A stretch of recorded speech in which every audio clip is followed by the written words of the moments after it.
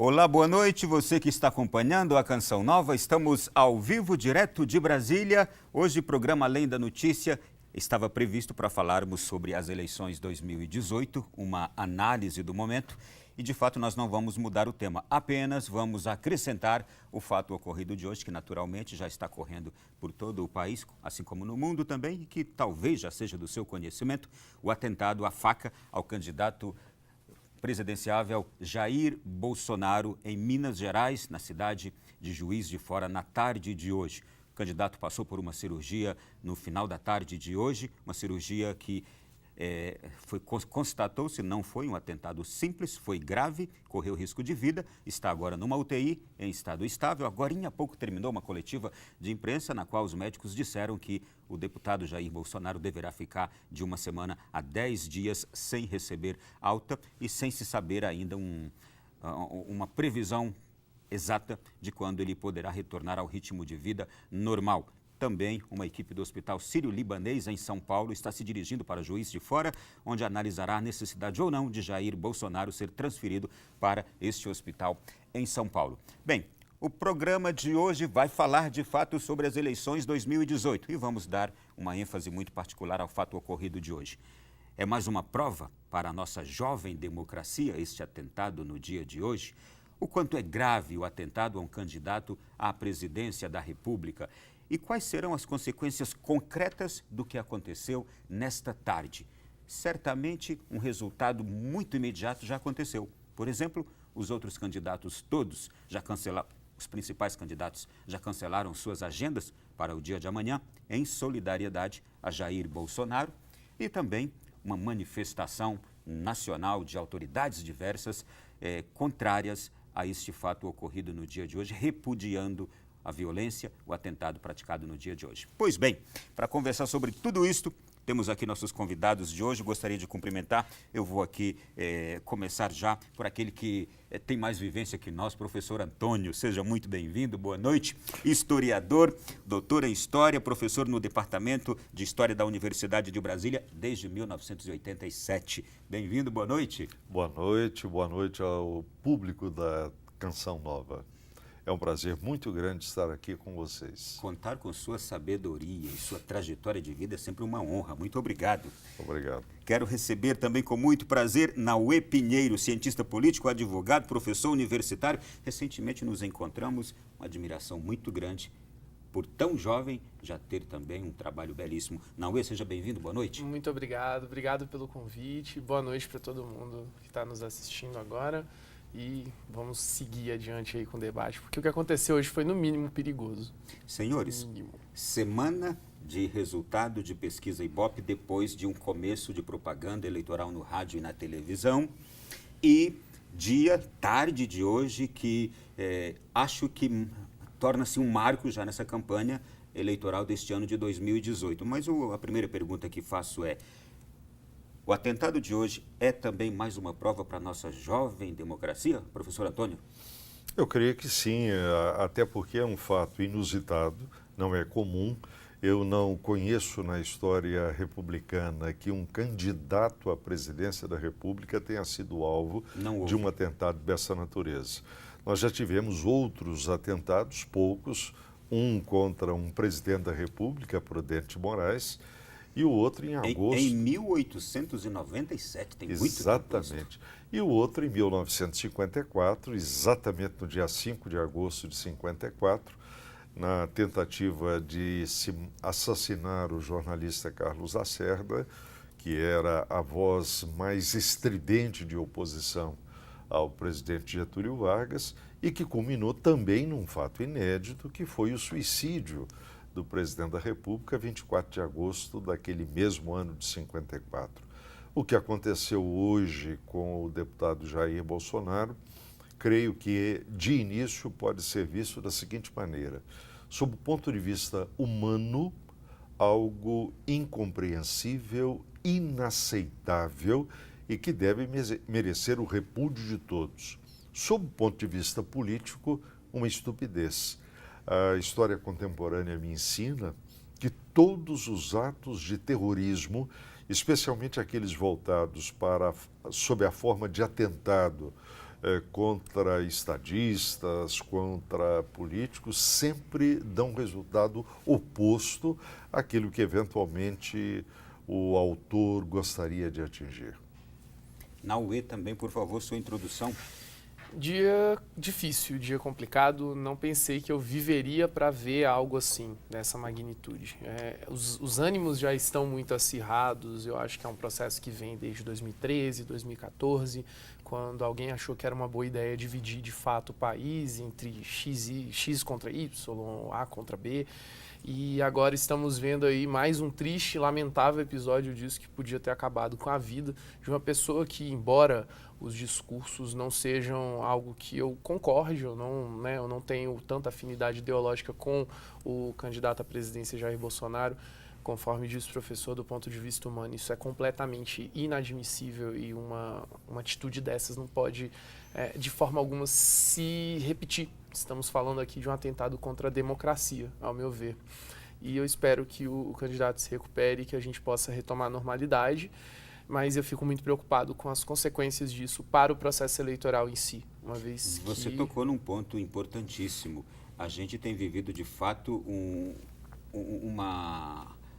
conflito parece que de dois lados somente no Brasil, e que em muitas ocasiões esse conflito já partiu para a violência. Agora a gente viu contra um candidato à presidência, mas já houve confrontos entre pessoas, entre partidários, militantes, já houve morte de representante da imprensa, então ataques já houveram de ambos os lados. Exato. E agora a gente chegou a este ponto. E o público tem uma certa parcela do público que vai participar das eleições esse ano, que é uma parcela com os ânimos mais exaltados, uma parcela mais agressiva. E eu temo pelo resultado que isso pode provocar a partir da reação desses grupos. Porque uma vez que você rompa essa camada da agressão física, do atentado, das vias de fato, realmente você abre a porta para muita coisa maléfica acontecer. Então eu temo até mesmo pela segurança dos demais candidatos e eu espero que nada disso se repita, porque foi realmente assustador. Bom, eu gostaria de saber agora dos dois o seguinte: consequências políticas do acontecimento de hoje. Que leitura os senhores fazem? Eu acho que neste momento é prematuro qualquer prospecção acerca do que possa vir a ocorrer. Em tese, a princípio, o fato de um candidato ter sido alvo de um atentado obviamente o transforma em vítima e isso pode gerar algum tipo de simpatia. Entretanto, a última pesquisa que foi divulgada... Posso só fazer uma parte aqui? Pois não? E agora pode ser transformado em vítima o candidato Jair Bolsonaro, quando nós tínhamos no foco dessas eleições uma outra vítima, que era o ex-presidente Lula. Então agora a gente tem uma segunda vítima também aí. Concorda ou não? Pode discordar à vontade. Sim, mas vamos deixar bem claro que são situações sim. vítimas absolutamente distintas. Porque no caso do ex-presidente a que você se refere, ele foi julgado por todas as instâncias. Eu digo assim, por seus partidários. Sim. Seus partidários o têm como vítima de um processo injusto e tal. Eu entendi perfeitamente bem. Construíram uma narrativa que se voltava para a vitimação dele. Agora não, nós temos um caso concreto de alguém que é alvejado, né? Alguém que sofre um ataque atentando contra a sua própria vida. O que eu estava dizendo é que a última pesquisa divulgada ontem mostra um crescimento da rejeição ao candidato Jair Bolsonaro. Esse ponto, para mim, me parece fundamental.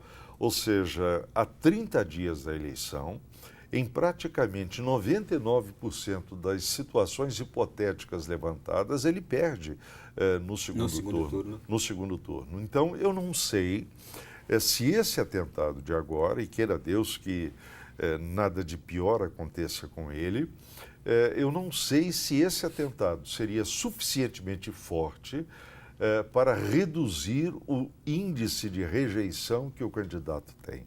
Então, nesse sentido, eu acho que ainda é muito prematuro nós imaginarmos o que vai acontecer. Mas, em meio a tudo isso, há um aspecto que me parece altamente positivo: a reação dos demais candidatos, que são os concorrentes de Bolsonaro. É claro que pode ter havido até um cálculo político, mas independentemente disso, a solidariedade unânime apresentada por eles e a decisão concreta de suspender a agenda de amanhã, eu acho que é uma sinalização importante para um país que está vivendo um clima de radicalização ideológica perigosíssimo. E quando eu digo perigosíssimo, eu não estou me preocupando apenas com 2018, mas eu tenho uma história. Em meados da década de 1930, nós tivemos no Brasil uma polarização ideológica violentíssima entre esquerda e direita, com atritos de rua, com gente morrendo em comícios, e isso deu a Vargas a oportunidade de, em 1937, acabar com o jogo democrático e instaurar uma ditadura violentíssima. O segundo exemplo que eu posso dar é o que aconteceu no Brasil após as eleições legislativas de 1962. O país entrou em 63 já rigorosamente rachado, radicalizado em termos ideológicos. O resultado foi o golpe de 1º de abril de 64. Não acredito em golpe hoje. Eu acho que o país já amadureceu muito, inclusive em termos políticos. Inclusive porque se a gente for analisar pelo indivíduo que cometeu este ato de hoje, a gente somos incapazes de imaginar que foi um ato orquestrado por qualquer que seja grupo político, partidário, que seja. Perfeitamente. A investigação vai ser feita, mas é muito difícil de se imaginar isso, não é? É verdade que é um militante de esquerda, está lá no seu Facebook, estão postagens diversas favoráveis a partidos de esquerda, contrários a Bolsonaro, contrários a PSDB, etc. e tal. Não parece ser um insano também, não. Ele sabe muito bem o que faz. É uma pessoa que está ali atuante no Facebook, colocando posts com uma linguagem muito correta, então é alguém que sabe o que faz. Mas não acredito que se pudesse imaginar que fosse qualquer coisa orquestrada por qualquer partido ou grupo político. Deve ter sido, de fato, um ato pessoal, isolado, etc. e tal, como ele bem disse, né? Naue, mas a sua leitura, por favor. Eu sigo a linha que ainda é muito cedo para a gente fazer qualquer análise mais aprofundada. É claro que no momento mais emotivo, por assim dizer, a gente fica mais preocupado e pensando em 1000 cenários. O candidato tem a maior rejeição entre todos os candidatos, isso é fato público, notório. E eu não vejo nesse momento, pelo menos por agora, ele conseguindo reverter esse cenário de rejeição. Mas nós temos uma parcela de eleitores indecisos, ou que já disseram que vão votar branco, nulo e daí para frente, e eu acredito que essa parcela vai ser determinante mesmo nessas eleições. Lembrando o que ocorreu em 2016 em várias capitais, em vários municípios, né, que nós tivemos candidatos que... Gosto muito de citar o exemplo de São Paulo, que não estavam sequer ali realmente postulando num primeiro momento e chegou o resultado das eleições e foram vencedores em primeiro turno, né? A gente fala do João Dória, por exemplo, que venceu. E no Rio de Janeiro nós tivemos também a eleição do prefeito Crivella, mas a proporção de votos brancos, nulo e abstenções, na verdade, superou todos os outros candidatos. Então, como em Tocantins recentemente. Exatamente. Acredito que esses aí vão ser os votos determinantes, continuo batendo nisso, mas isso gera um escudo ao candidato Bolsonaro, porque ele antes ele vinha sendo alvo. A propaganda do Alckmin de hoje mirou no Bolsonaro. Os outros candidatos já estavam com essa estratégia de polarizar com o Bolsonaro. Ele já não estaria presente nos debates e agora ele sofreu um atentado. É difícil, é espinhoso você ir bater no Bolsonaro, sendo que ele está nesse cenário. Então, fragilizado. Exatamente. Mas aí entra agora um outro aspecto também. Como continuará a campanha por esses próximos dias e semanas, sem Bolsonaro na ativa, por exemplo, num hospital, ou que seja em casa, onde quer que seja, ele ganhou uma visibilidade enorme com esse fato de hoje também, claro que indesejável. E continuará tendo um destaque agora pelo estado de saúde. Então, inclusive um espaço que talvez não tivesse por causa do pouco tempo na televisão. Isto também pode ter... Que análise os senhores fazem sobre isso? Eu não tenho dúvida de que a estratégia dos adversários vai ser alterada. E quando eu falo de estratégia, eu falo da propaganda do rádio e da televisão. Falando claramente, eu tenho a ligeira impressão de que o candidato Geraldo Alckmin, por exemplo, vai arrefecer os ataques que ele optou por fazer desde o momento em que se iniciou a propaganda nos meios de comunicação. Até porque seria muito contraproducente, porque neste momento queiramos ou não, gostemos ou não de Jair Bolsonaro, ele é uma vítima. Ele foi vítima de um atentado e isso é algo imperdoável. Então eu tenho a impressão que a própria sociedade brasileira não aceitaria de bom grado qualquer tipo de uma propaganda mais ostensivamente contra o Bolsonaro. Pegaria mal. Então, nesse sentido, eu acho que nós vamos ter alteração da maneira pela qual os postulantes à presidência vão se apresentar doravante. Concorda? Concordo e queria fazer até um adendo. O candidato Bolsonaro é um dos candidatos com maior índice de aparições espontâneas na mídia. A mídia vem citando muito. Tanto que candidatos como o próprio Geraldo Alckmin pegaram carona nisso, com propagandas que são críticas a ele e geram mídia espontânea por ter o nome de Bolsonaro. Essa mídia espontânea vai se ampliar exponencialmente por conta do estado de saúde dele, mas eu vejo também que aqueles candidatos que tiverem analisando com carinho a situação e vendo a que nível chegou o ponto de polarização no Brasil, podem capitalizar em cima disso, porque a violência é um mal que atinge a todos e todas indiscriminadamente e chegou ao ponto de atingir um candidato à presidência da República. Então, creio que irão arrefecer os ataques a Jair Bolsonaro, mas alguém vai acabar tentando capitalizar com o discurso da violência. Eu não tenho dúvida em relação a isso. Até porque Bolsonaro, pelo que ele é e como ele se apresenta, não é, de uma forma muito franca, defendendo aquelas suas ideias, ele acaba oferecendo, olha que coisa paradoxal, ele acaba oferecendo com o seu sacrifício, quer dizer, com aquilo de que ele foi vítima, uma excelente oportunidade para que os adversários lembrem, de uma maneira sutil, de uma forma inteligente, que a violência é a oposição, é a antítese à própria política.